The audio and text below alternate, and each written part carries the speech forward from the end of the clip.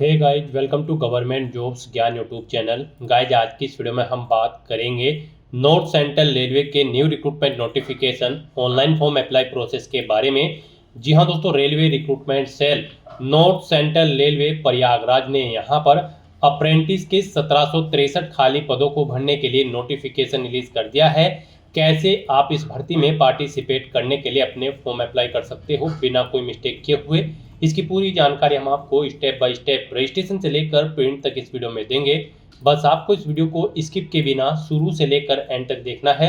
उसके बाद वीडियो पसंद आए तो इसे लाइक और शेयर कर दें। चैनल पर नए हो तो इसे सब्सक्राइब कर लें। साथ ही साथ आपको फॉर्म अप्लाई करते हुए जो जो भी प्रॉब्लम फेस हो रही है उन सभी का हल आपको इस वीडियो में मिल जाएगा।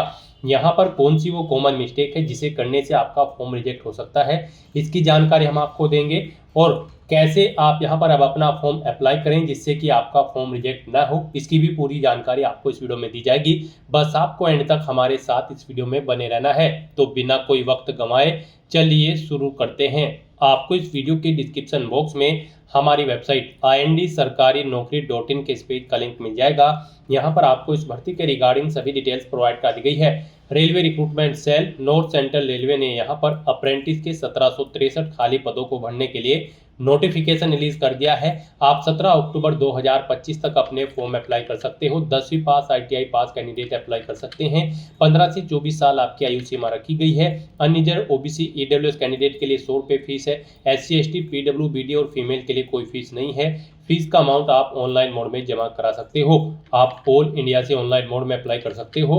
उसके लिए आपको इस पेज को नीचे स्क्रॉल डाउन करना है। इंपोर्टेंट लिंक सेक्शन में आकर ऑफिशियल नोटिफिकेशन PDF लिंक पर क्लिक करके इस भर्ती के नोटिफिकेशन को ओपन कर लेना है और इसमें से आपको पूरी डिटेल रीड कर लेनी है।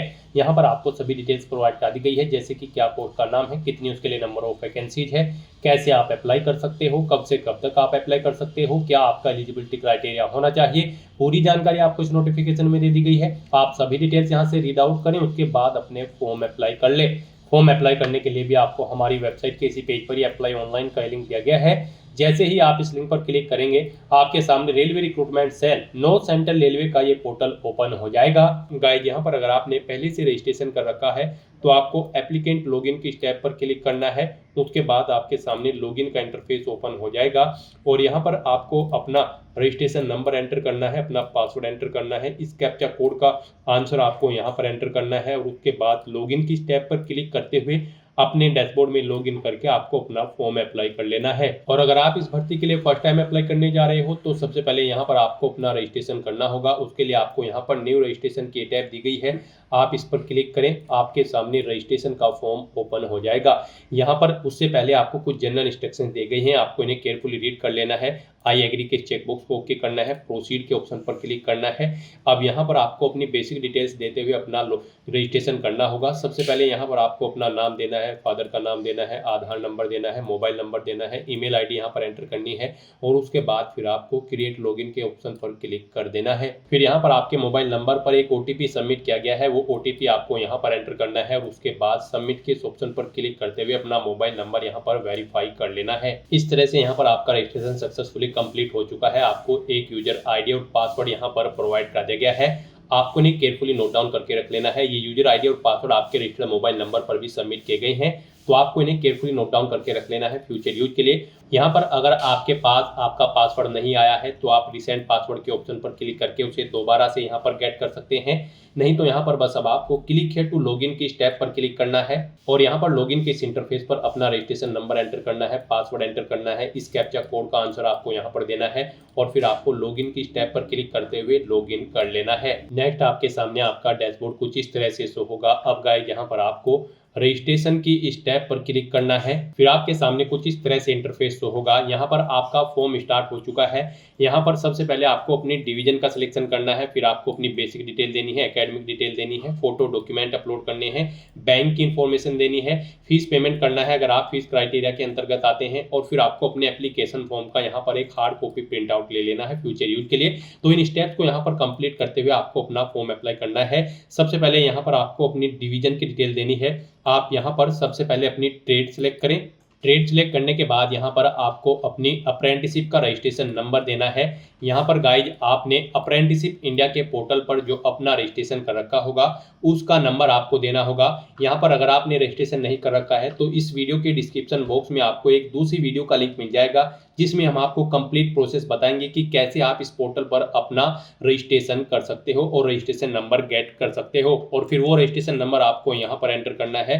उसके बाद यहाँ पर आपको अपनी डिवीजन या फिर वर्कशॉप का प्रेफरेंस सेलेक्ट कर लेना है। सबसे पहले यहाँ पर आप प्रयागराज डिवीजन को किस नंबर पर प्राथमिकता देना चाहते हैं, 1 2 3 4 आप अपने अकॉर्डिंग यहाँ पर एंटर कर दें। जैसे कि अगर आप प्रयागराज डिवीजन को सेकंड नंबर पर प्रेफरेंस देना चाहते हैं तो यहाँ पर आप 2 एंटर करेंगे। झांसी डिवीजन को फर्स्ट नंबर पर देना चाहते हैं तो इसके सामने 1 एंटर करेंगे। इस तरह से आप अपनी चॉइस के अकॉर्डिंग जिस डिवीजन को जिस नंबर पर प्रेफरेंस देना चाहते हैं उसे यहाँ पर आप एंटर कर दें। और उसके बाद फिर गाइस यहाँ पर आपको save and next to step 1 के इस ऑप्शन पर क्लिक कर देना है। फिर यहाँ पर आपको अपनी पर्सनल डिटेल देनी है। सबसे पहले यहाँ पर आपको अपना जेंडर सिलेक्ट करना है। उसके बाद आपको अपनी डेट ऑफ बर्थ यहाँ पर सिलेक्ट करनी है।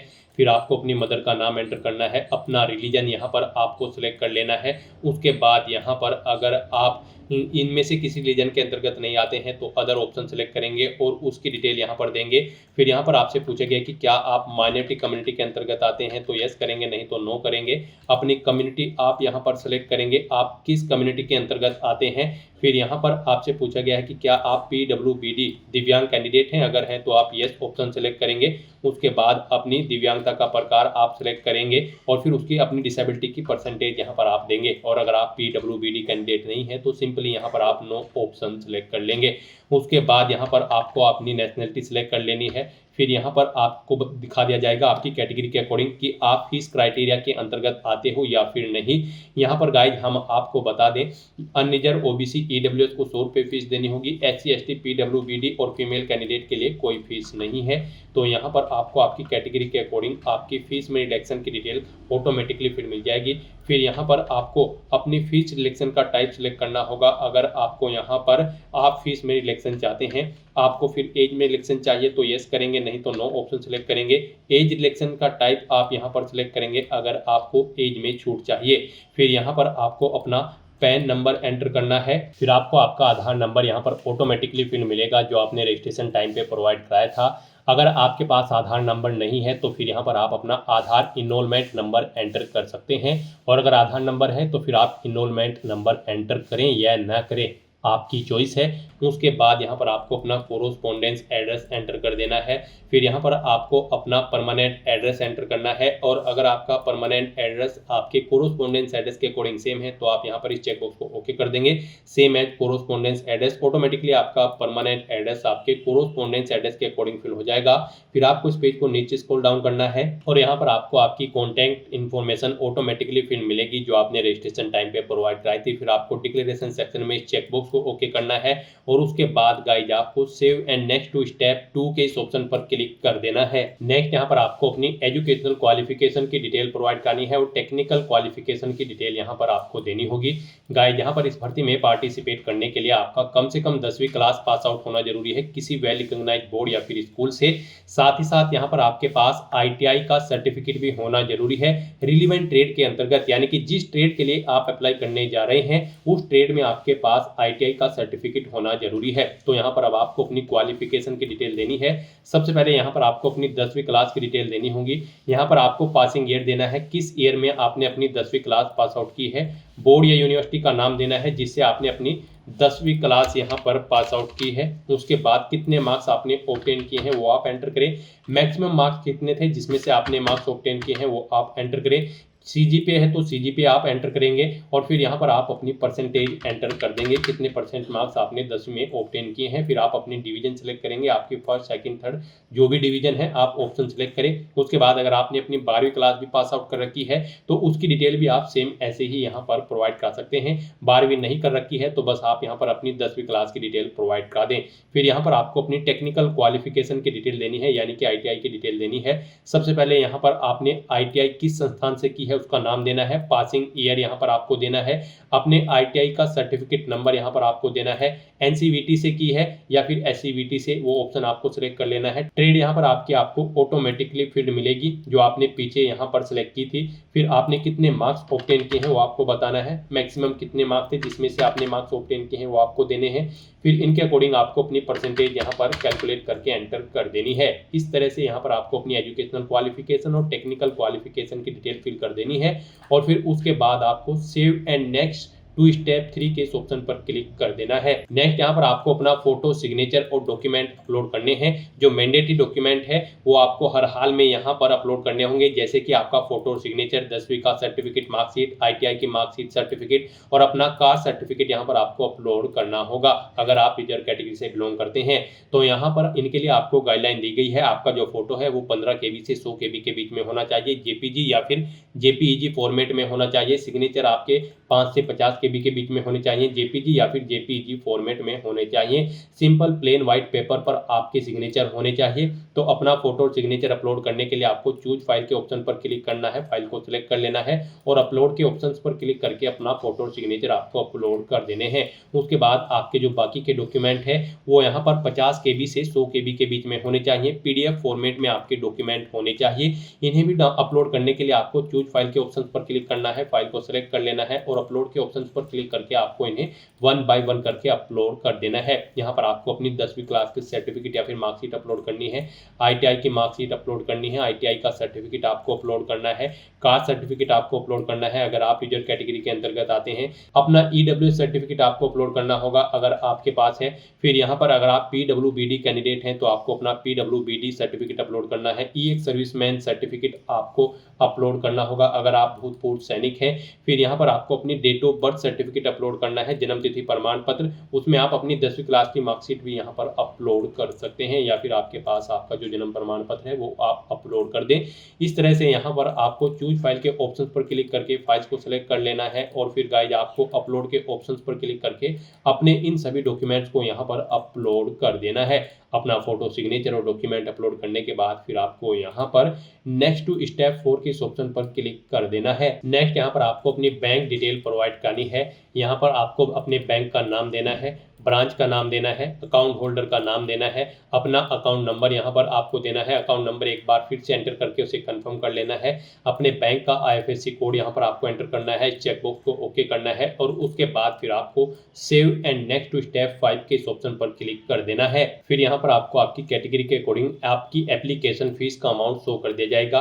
अब गाइज आपको आई एग्री के चेकबॉक्स को ओके करना है और फिर प्रोसीड के इस ऑप्शन पर क्लिक कर देना है। फिर आप प्रोसीड टू पे के इस ऑप्शन पर दोबारा से क्लिक करें अपना फीस पेमेंट करने के लिए। नेक्स्ट आपके सामने फीस पेमेंट का ये इंटरफेस ओपन होगा। आप यहाँ पर डेबिट कार्ड, क्रेडिट कार्ड के थ्रू फीस पेमेंट कर सकते हो, UPI ID के थ्रू अपना फीस पेमेंट कर सकते हो, UPI QR कोड के थ्रू आप अपना फीस पेमेंट कर सकते हो या फिर नेट बैंकिंग के थ्रू अपना फीस पेमेंट कर सकते हो। यहाँ पर आपके लिए सबसे ईजी और best option UPI QR codes का रहेगा। आप इस ऑप्शन पर क्लिक करें, उसके बाद यहाँ पर आपको जनरेट UPI QR कोड के इस ऑप्शन पर क्लिक करना है। फिर आप अपने UPI एप्लीकेशन से इस QR कोड को स्कैन करें और अपना फीस पेमेंट कर दें। सक्सेसफुली फीस पेमेंट करने के बाद यहाँ पर आपका फॉर्म सबमिट हो जाएगा। उसके बाद आपको अपने एप्लीकेशन फॉर्म का एक हार्ड कॉपी प्रिंट आउट ले लेना है फ्यूचर यूज के लिए, फ्यूचर रेफरेंस के लिए। और रिजर्व कैटेगरी कैंडिडेट को यहाँ पर कोई फीस का अमाउंट जमा नहीं कराना है, बिना फीस जमा कराए ही उनका फॉर्म यहाँ पर सबमिट हो जाएगा अगर उन्होंने यहाँ पर फीस सिलेक्शन में यस ऑप्शन सेलेक्ट किया होगा। इस तरह से यहाँ पर आपका एप्लीकेशन फॉर्म कंप्लीट हो जाएगा।